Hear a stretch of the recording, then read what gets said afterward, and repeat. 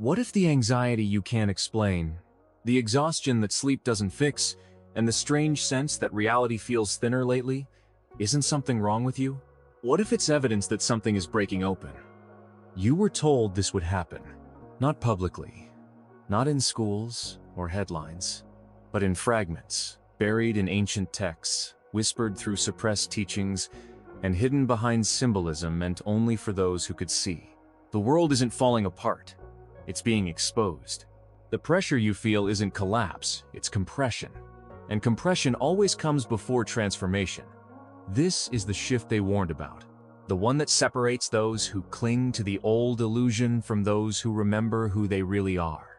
If you feel disoriented, disconnected, yet strangely awake at the same time, this message is for you. What you're feeling right now isn't random. It isn't personal failure. And it isn't something that can be fixed by scrolling longer, sleeping more, or pretending everything is fine. What you're feeling is the pressure of a reality that's losing its grip. A system that no longer knows how to hold together while something deeper inside you starts to surface. And the reason it feels so unsettling is because you were never meant to feel this consciously. You were meant to stay distracted while it happened quietly in the background. But something went wrong, or rather, something went right. There's a reason your body feels tense even when nothing is happening. A reason your mind feels restless even in moments of silence. A reason the world feels strangely hollow and overwhelming at the same time. You might feel exhausted in a way sleep doesn't fix. Emotionally raw without knowing why.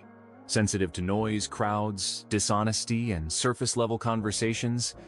You might feel grief without a clear cause, paired with sudden flashes of clarity that arrive uninvited. This isn't burnout.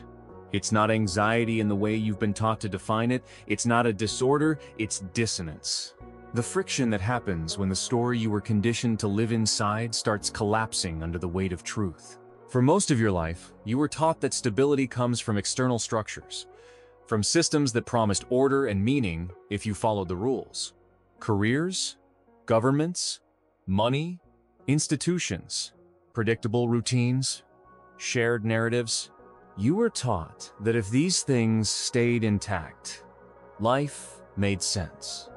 That if you worked hard, stayed reasonable, and didn't question too much, everything would eventually work out. But what happens when those structures start contradicting themselves? When the stories no longer align with lived experience? When authority feels hollow and the future feels scripted but empty? Something inside you notices. Even if your conscious mind tries to rationalize it away, your nervous system knows, and it's responding. The shift doesn't arrive with a dramatic announcement. It doesn't come as a single event you can point to and say, that's when it started. It arrives as unease, as disorientation, as a quiet but persistent sense that the rules no longer apply the way they used to. You start questioning things you once accepted without thought. You feel less patient with shallow explanations. You crave truth, not comfort. And that craving makes you dangerous to a system built on sedation and compliance. You were warned this would happen, not in a headline or a public address, but in fragments scattered across history. In myths, cycles, and cosmologies that described the rise and fall of collective consciousness. Ancient civilizations didn't see time as a straight line moving endlessly forward. They saw it as a rhythm, expansion and contraction, forgetting and remembering, consciousness descending into matter and eventually rising again. And every time that rhythm reached a certain point, the same symptoms appeared. Confusion, polarization, breakdown of old hierarchies, psychological pressure. Not because humanity was failing, but because it was being forced to evolve. The system you were born into was never designed to survive awakening. It was designed to function only as long as people stayed asleep inside it. It relies on predictability, on obedience, on people mistaking familiarity for truth. But awakening introduces instability. And instability is the one thing control structures cannot tolerate. That's why everything feels louder right now. More polarized, more aggressive, more desperate. When a system senses its influence weakening, it doesn't soften. It tightens its grip. And you feel that tightening as internal pressure, as anxiety without an obvious object, as anger that doesn't know where to land, as sadness that doesn't belong to a single memory or event. That pressure isn't there to break you. It's there to wake you up. Because pressure does one of two things. It collapses what's weak or crystallizes what's true. And you're standing at that threshold. The reason it feels so personal is because the shift doesn't happen out there first. It happens inside the individual before it ever manifests collectively. You are not just reacting to the world changing. You are participating in the change by becoming incompatible with the old version of reality. Your nervous system, your intuition, your awareness are recalibrating faster than the structures around you can adapt. That mismatch creates discomfort. But it also creates clarity. You may have noticed that things you once cared deeply about suddenly feel meaningless. Goals that motivated you for years now feel hollow. Social performances exhaust you. You don't want to explain yourself anymore. You don't want to pretend to care about things that feel dead inside. That's not apathy. That's discernment emerging. It's the early stage of detachment from the script you were handed.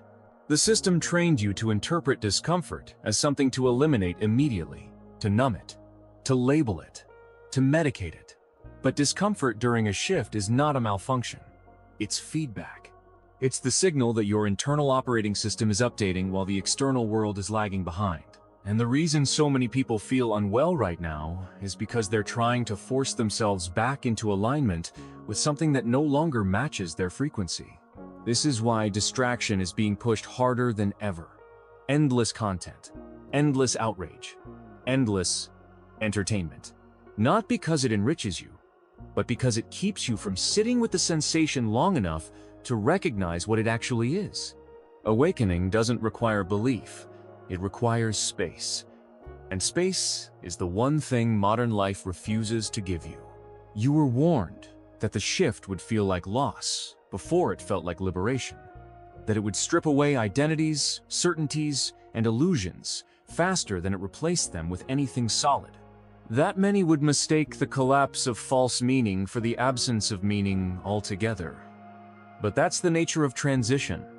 The old dissolves first. The new hasn't fully formed yet. And in between, there is a void. That void isn't punishment. It's initiation. It's the space where you stop outsourcing your sense of reality and start developing your own. Where you stop asking what you should think and start noticing what you actually perceive. Where you realize that the discomfort you're feeling isn't asking you to escape, but to listen. Because beneath the noise, beneath the fear, beneath the constant stimulation, there is something steady, a quiet clarity, a subtle knowing that you are not broken, but becoming. That what feels like unraveling is actually reorganization. That the world hasn't suddenly gone insane, but that you are finally seeing it without filters. This stage is uncomfortable because it removes your emotional buffers. You can't hide behind certainty anymore. You can't lean on borrowed beliefs. You can't pretend the contradictions don't exist. And that level of honesty feels like standing exposed in a storm. But storms don't arrive to destroy the sky. They arrive to clear the air. You might notice your tolerance for manipulation disappearing. For emotional theatrics, for manufactured outrage. Things that once pulled you into reaction now feel oddly transparent. You can see the hooks, the narratives, the fear triggers. And even when they still affect you, they don't affect you in the same way. There's distance, awareness, a pause between stimulus and response that didn't exist before. That pause is everything, because in that pause, you regain choice. And choice is the beginning of sovereignty. The system survives on reactivity, on instant emotional engagement, on keeping you too overwhelmed to reflect. The moment you pause, the spell weakens. The moment you observe instead of react, you step out of the current. This is why the shift feels destabilizing at first. You're no longer being carried by the momentum of unconscious living. You're learning to stand on your own awareness, and that takes effort, presence, responsibility. It means you can't blame everything on the world anymore, but you also don't internalize everything as personal failure. You begin to see clearly where you end and the system begins. And once you see that boundary, you can't unsee it. You realize that much of what you were told was normal was simply normalized dysfunction. That much of what you were told was success required self-abandonment. That much of what you were told was reality was just a story repeated often enough to feel solid. And the recognition of that truth is both liberating and unsettling. Because if the old map no longer works, you have to learn to navigate without it. That's where you are now, at the edge of something unnamed, between what was and what hasn't fully arrived yet. Feeling the pressure of a shift that doesn't ask for your permission, but does ask for your participation. Not through action, not through force, but through awareness. The pressure isn't trying to crush you. It's trying to wake you up to the fact that the old world no longer has the same hold on you, that you are changing faster than the structures around you, and that the discomfort you feel is not a sign that something is wrong, but that something is finally moving. This is the beginning. And once it begins, it doesn't stop. And the most disorienting part is this. You didn't choose for this to start. You didn't sign up for it. One day, you were simply living your life, following the paths laid out in front of you, and the next something inside you refused to cooperate. The old motivation stopped working. The old rewards stopped satisfying. The old explanations stopped convincing. And no one warned you how lonely that moment would feel. The moment you realize you can't go back to who you were, even if you tried. Because once awareness enters the room, ignorance is no longer an option. You can pretend. You can distract yourself. You can numb the edges. But some part of you will always know you're pretending. That's the cost of the shift. It takes away the comfort of unconsciousness. And in return, it offers something far more demanding. Responsibility for your own perception. This is why so many people right now feel like they're losing themselves, when in reality, they're losing the version of themselves that was built to survive inside a system that no longer makes sense. The confusion you feel isn't because you don't know who you are, it's because you're no longer willing to be who you were told to be. And that creates a temporary identity vacuum, a space where the old self dissolves before the deeper self fully emerges. That space can feel terrifying if you don't understand it. It can feel like emptiness, like purposelessness, like floating without direction. But it isn't empty. It's unstructured. And there's a difference. Structure was given to you. Meaning was assigned to you. But truth has to be discovered from the inside out. And discovery always begins in uncertainty. This is also where many people try to rush the process. They look for a new belief system to replace the old one. A new ideology, a new identity, a new label that promises certainty again. But the shift doesn't work that way. It doesn't swap one cage for another. It removes the cage entirely and asks you to learn how to stand without it. That's why this phase feels slow, heavy, and inward. Why answers don't come as fast as questions. Why silence becomes uncomfortable before it becomes peaceful. You're being trained, not taught. Conditioned, but in reverse. Learning how to sit with not knowing. Learning how to feel without immediately reacting.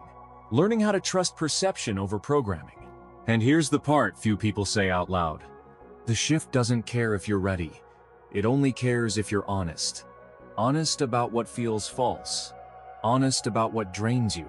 Honest about where you've been betraying yourself just to belong. Just to feel safe. Just to avoid standing alone. That honesty burns at first. It exposes things you'd rather keep hidden, but it also clears the path forward. Because every time you choose honesty over comfort, the pressure eases just a little.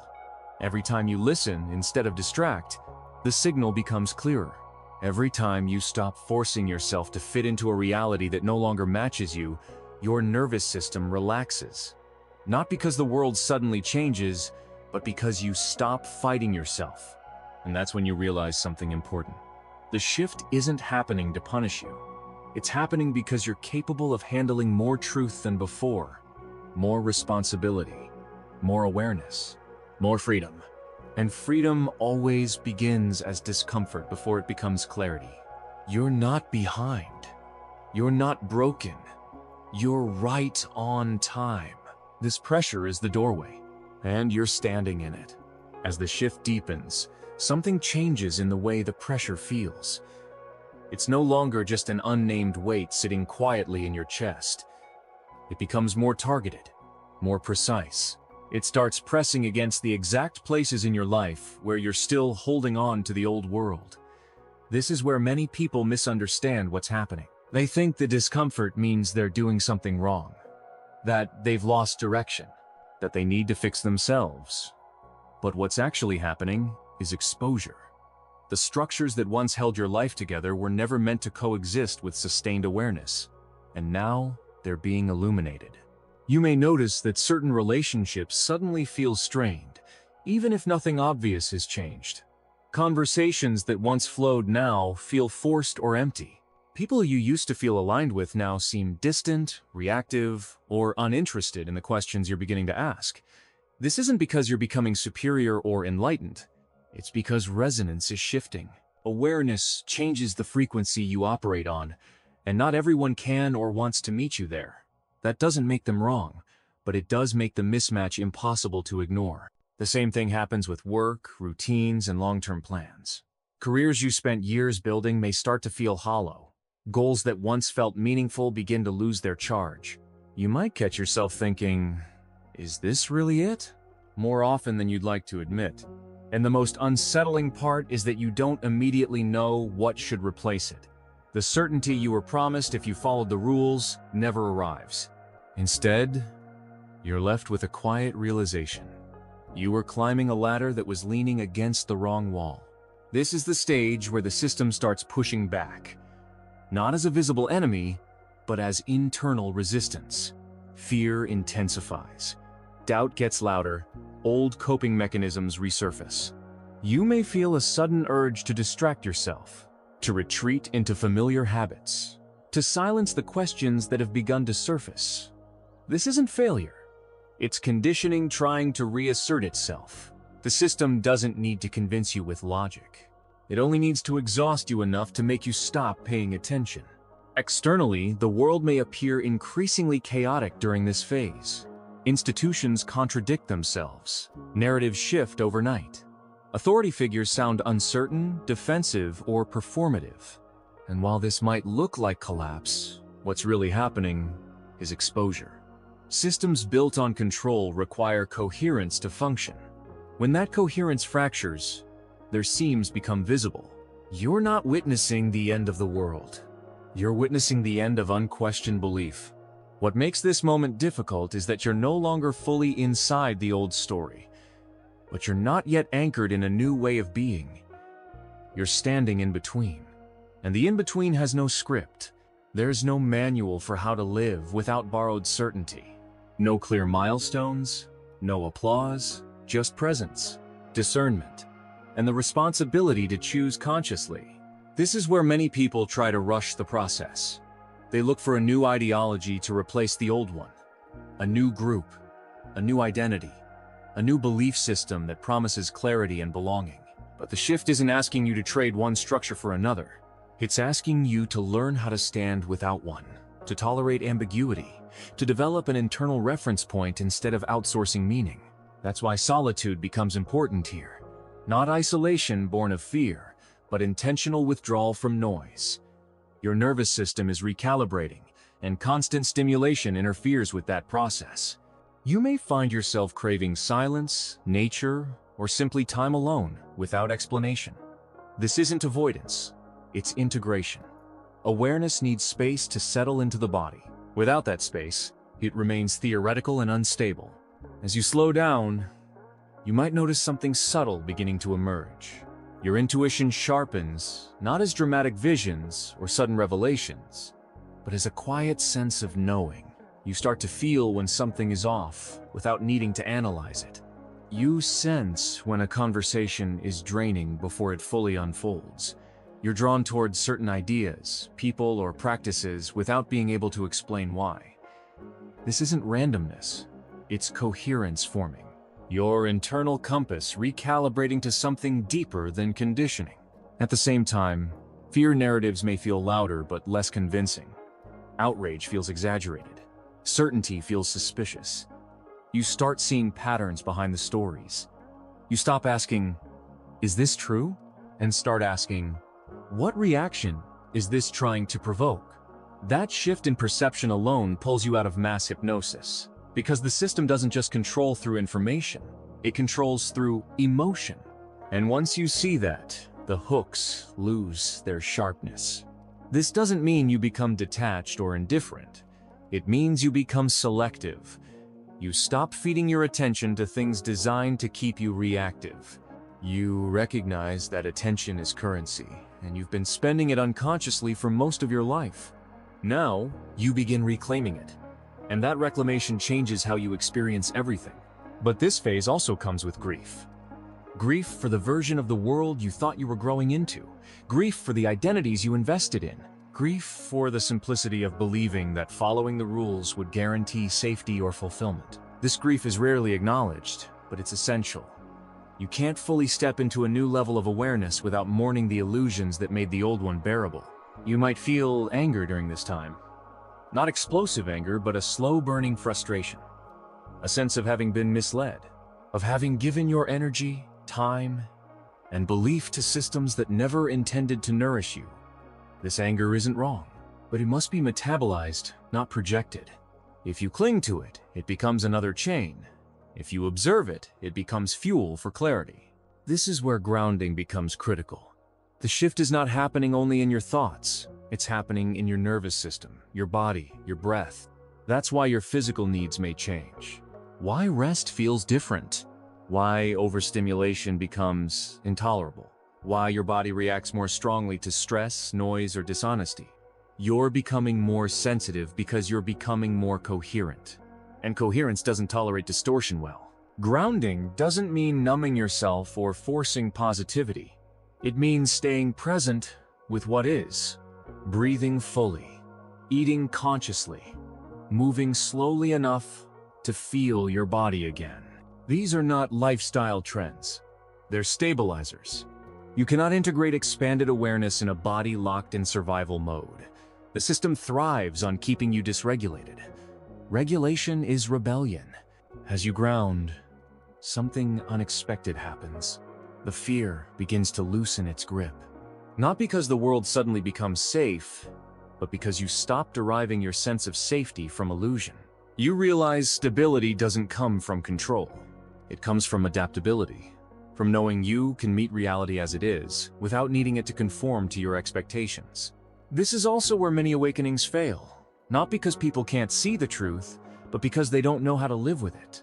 They cling to superiority, to the need to be right, to anger as an identity. But real awakening softens you. It doesn't harden you.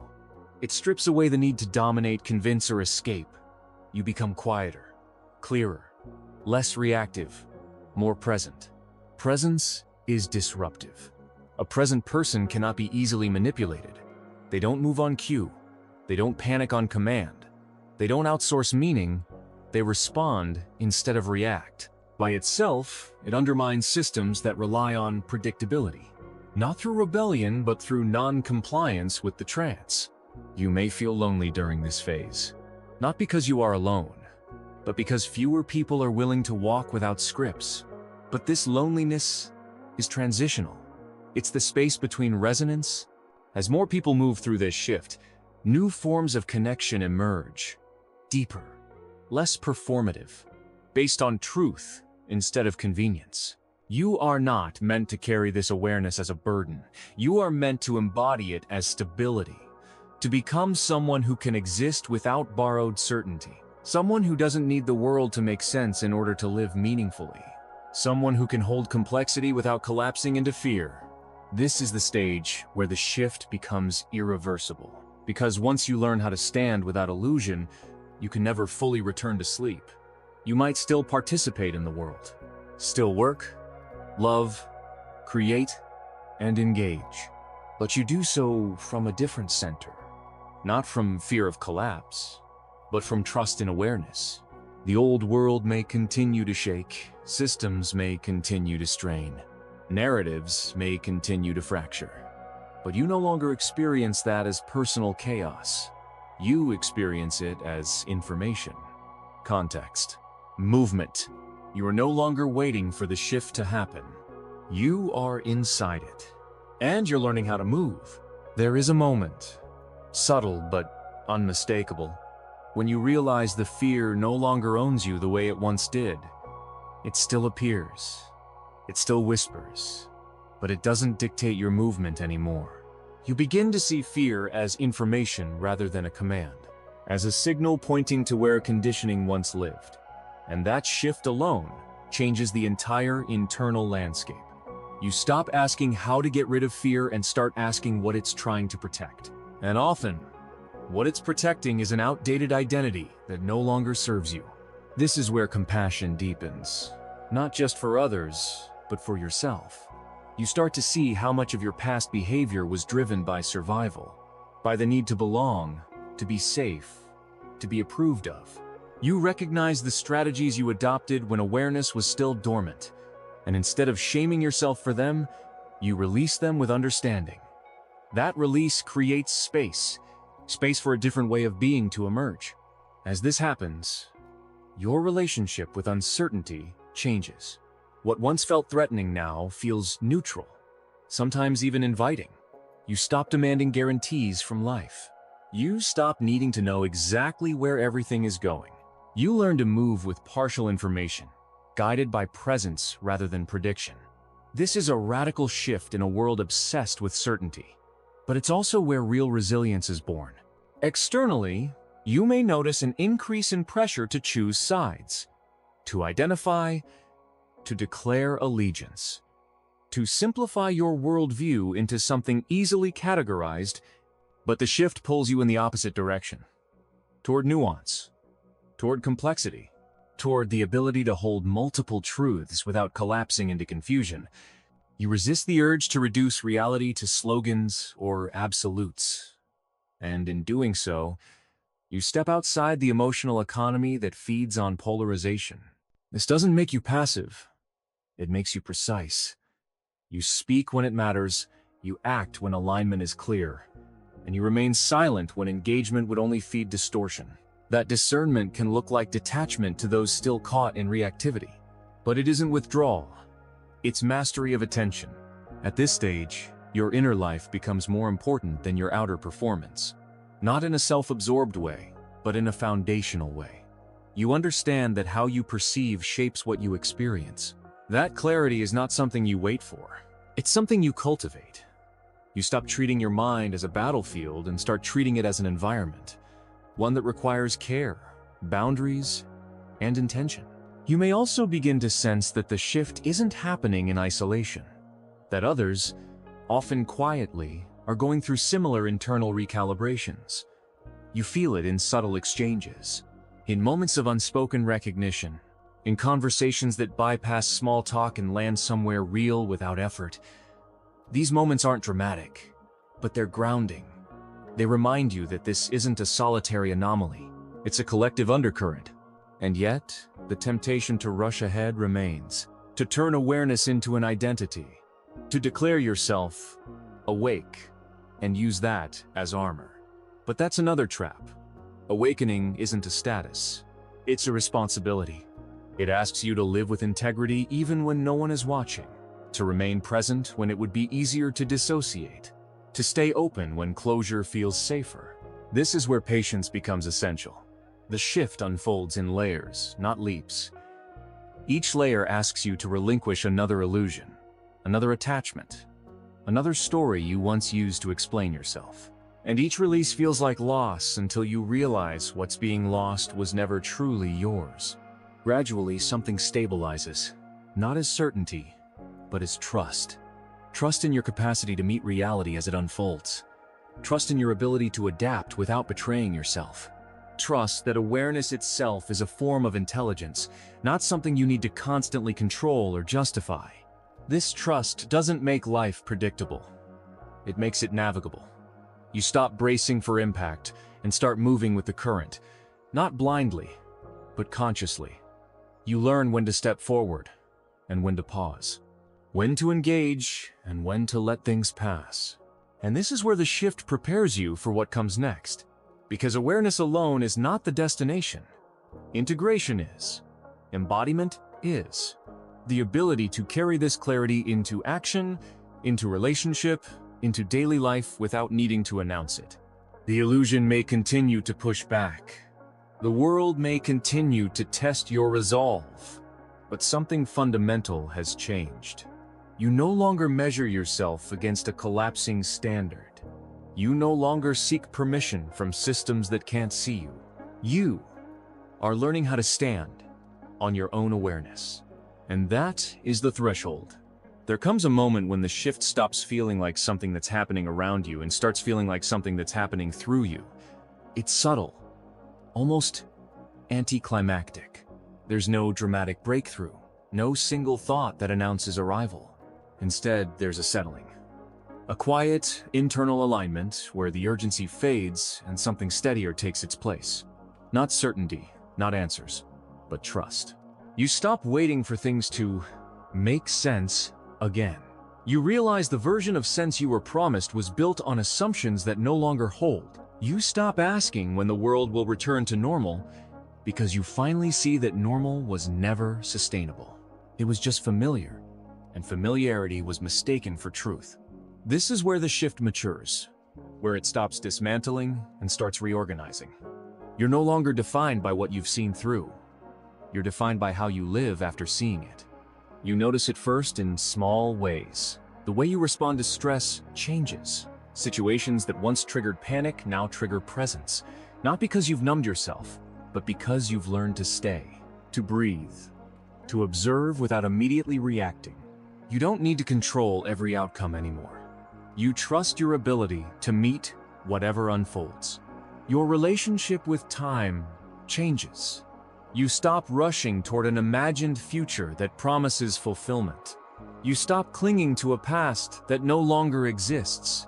You live more here. And in that presence, life feels fuller even when it's simpler. You realize how much of your old exhaustion came from living everywhere except where you actually were. You also become more selective. Not out of fear, but out of clarity.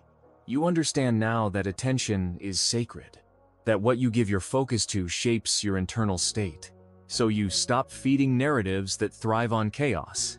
You stop engaging in conversations that demand you abandon your truth just to keep the peace. You stop explaining yourself to people committed to misunderstanding you. This doesn't make you cold, it makes you precise. You speak when something real needs to be said. You act when alignment is clear. And you let silence do the work when words would only distort. You no longer confuse constant expression with authenticity. You understand that presence communicates more than performance ever could. This is embodiment. Not the kind that turns awakening into an aesthetic or an identity, but the kind that lives quietly in your nervous system, in your posture, in your breath, in the way you walk into a room without needing to announce who you are. You don't radiate urgency anymore. You radiate coherence. And coherence is powerful. People feel it before they understand it. Some are drawn to it without knowing why.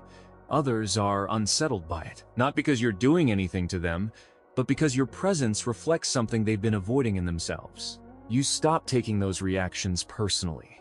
You see them as information, not judgment. You also stop trying to wake people up. That's one of the clearest signs the shift is integrated. The need to convince disappears. You realize that awareness can't be forced. It emerges when someone is ready. And your role isn't to drag others across thresholds they haven't chosen. Your role is to live in a way that makes truth visible, without argument. The system doesn't fear ideas. It fears embodiment. It fears people who don't just see through illusion but no longer depend on it to function. People who don't need external validation to feel real. People who can participate in the world without being owned by it. This is where your life begins to reorganize around alignment instead of obligation. You choose relationships that honor your nervous system. Work that doesn't require you to betray yourself daily. Rhythms that support clarity rather than exhaustion. Not perfectly, Not overnight, but intentionally. You stop glorifying burnout. You stop mistaking busyness for purpose. You stop equating suffering with virtue. You understand that a system built on depletion will always frame rest, joy, and presence as indulgent or unrealistic. And you no longer accept that framing. Instead, you listen to your body, to your energy, to the subtle signals that tell you when something is off long before your mind catches up. You treat your internal state as data, and that data guides your decisions more reliably than external pressure ever did. This doesn't mean life becomes easy. Challenges still arise. Loss still happens. Uncertainty still exists. But your relationship to these things changes. You don't collapse into them. You move through them. You stop asking, "Why is this happening to me?" and start asking, "What is this asking of me?" That shift alone transforms suffering into information. You also begin to understand something fundamental. The shift was never meant to end with you feeling special, enlightened, or separate. It was meant to return you to something ordinary and sacred at the same time. Being present, being honest, being here. The world doesn't need more people who can talk about awakening. It needs people who live awake, who bring clarity into conversations without dominating them, who bring steadiness into chaos without needing to control it, who bring compassion without self-erasure. This is where the shift becomes collective. Not through mass movements or dramatic events, but through quiet contagion. One regulated nervous system influences another. One grounded presence stabilizes a room. One person living without illusion gives permission for others to question their own. You are not responsible for saving the world. You are responsible for how you show up in it. And when you live from this place, something surprising happens. The fear of collapse fades, not because collapse is impossible, but because you no longer see it as the end of meaning. You understand that systems rise and fall, but awareness remains. That what's real in you was never dependent on external structures to begin with. You stop bracing for disaster. You stop obsessively tracking every signal. You stay informed, but not consumed. You remain engaged, but not entangled. You know the difference now. This is sovereignty. Not rebellion, not withdrawal, but internal independence. The ability to think, feel, and choose without being hijacked by fear narratives. The ability to participate without surrendering yourself. The ability to remain open without being naive. You didn't arrive here by accident. The discomfort you felt in the beginning wasn't a flaw. It was the signal that you were capable of more awareness than the old structures allowed. That your system was ready to update. That you are ready to carry more truth without fragmenting. And now you do. The shift isn't something that happened and ended. It's something you live. In how you speak, in how you listen, in how you care for your body and protect your attention, in how you choose truth over comfort, again and again, without needing recognition for it. You don't need to announce that you've changed. The world will feel it. And there will still be moments of doubt. Moments when the noise creeps back in. Moments when you wonder if it would be easier to go back to sleep. But those moments pass more quickly now. Because you know what sleep costs. You know what it took to arrive here. You know what you'd have to give up to forget again. What you're feeling right now is not confusion. It's alignment, settling in. It's awareness, finding its footing. It's the shift becoming embodied. You were warned about this moment. Not so you could fear it, but so you could recognize it. And now you are not waiting for the future to arrive. You are standing in it. If this video resonated with you, then you already know what's happening inside. You're not imagining it. That hum, that pressure, that sense that life is bigger than what you've been told it's real. And it's calling you. But awareness alone isn't enough. You have to act. You have to step into the practices, the tools, and the guidance that help you anchor this shift into your body, your mind, your life. That's why we created Insights Academy, a free resource designed to take you deeper than the surface, beyond the philosophies, and into the actual mechanics of awakening. Here you'll discover strategies, practices, and knowledge the mainstream won't teach you. Things that don't just inspire your mind, but rewire your nervous system, activate your perception, and help you embody the shift that's already started. Click the link in the description, sign up, and claim your free copy of The Kybalion, a guide to remembering the God within you. It won't be available forever, and it's not just another book, it's a map for the life you were born to live. Stop waiting for someone to tell you the truth. Start remembering it. Now.